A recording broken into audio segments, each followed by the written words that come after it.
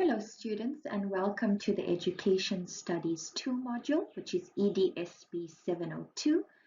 This is just an assessment overview to help you orientate yourself in terms of what assessments to expect for this module, and just to give you a little bit of an overview of how to plan and what each assessment entails. Now, before we go into unpacking the actual assessments, I just want to remind you again that you will receive an updated assessment guide, which will be available on your module page. Now, you must access ECI frequently in order to keep yourself updated, and also take note of the important dates and diarize these dates. Now, all the assessments that you will be required to complete will be in your assessment guide. However, as I said, this video is just to help orientate you and help you plan. Now, all important dates will be communicated to you. It will also be on your module page. So I urge you once again to keep yourself updated. Now, the accountability lies with you. You cannot afford to miss any important assessments, as all of these assessments go towards your final year mark. Now, for any reason, if you are unable to complete an assessment, you must provide valid reasons for this, and you must provide supporting evidence like a medical certificate or a death certificate. Now, you must alert the lecturer in advance. Please do not wait for the assessment to pass before you inform the lecturer that you have missed the assessment or you are unable to take the assessment. Now, also remember that it is very important before submitting an assignment or taking a test to read the instructions in your assessment guide. I have also uploaded the rules for taking online tests, and this is available on your module page. So before you take the test, please ensure that you read all the instructions and that you are familiar with the rules.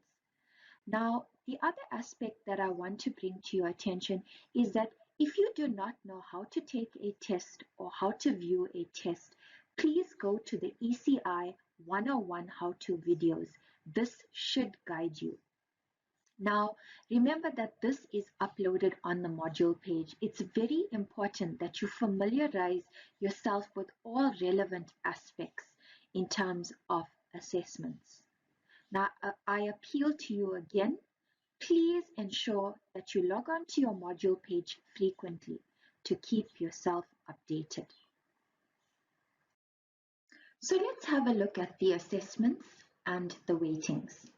Now, you do know that all assessments need to total up to 100%. Now, for this module, you have something known as involvement trackers, which are activities that you complete online each week. So this could be a discussion forum, an online quiz, a glossary where you would need to insert a word or definition. So basically, this will be labeled as involvement trackers, so you'll know exactly which activity is the involvement tracker. The second assessment is your online test 1, which will constitute 10% of your mark, and obviously this will constitute or consist of multiple choice questions and long questions. The test will be timed and you will only be given one attempt to do the test. So ensure that you take the test in an environment that is conducive to learning and also has good connectivity.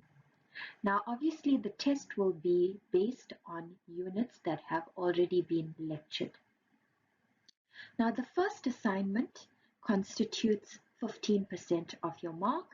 This is on language, and all instructions will be in your assessment guide, and a rubric will be available to you to guide you in terms of the mark allocation.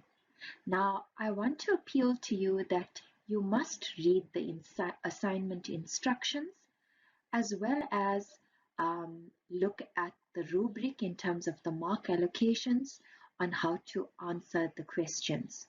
Now, I also want to appeal to you that if you don't know how to submit an assignment or view an assignment, please look at the ECI 101 how-to videos on how to submit as well as how to view an assignment.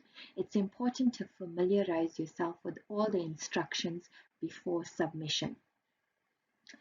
The next thing is online test 2, which is 10% of your year mark. So obviously here, this will also consist of multiple choice and long questions where you will be required to obviously type in a response. Again, this will be timed and you will only be given one attempt. Now, this will be very similar to online test 1. However, the units covered will be different and it will also be based on units that have already been lectured to you. So you will not have a situation where the test is covering any unit that hasn't been lectured. Now, the next assignment will be based on inclusive education. This constitutes 15% of your mark. Again, the same rules apply as per assignment 1, so ensure that you go through your assessment guide. Now you are aware with the current COVID-19 situation that you will be unable to take a sit-down exam. So to replace the examination component, we've added an additional 2 online tests, which is online test 3 and online test 4. Now, the first test constitutes 10% and the second test constitutes 30%. Test 3 will constitute multiple choice questions only. This will be higher order multiple choice questions. And test 4 will consist of essay type questions where you will be required to type a response. So basically, these are the assessments that you can expect for this module.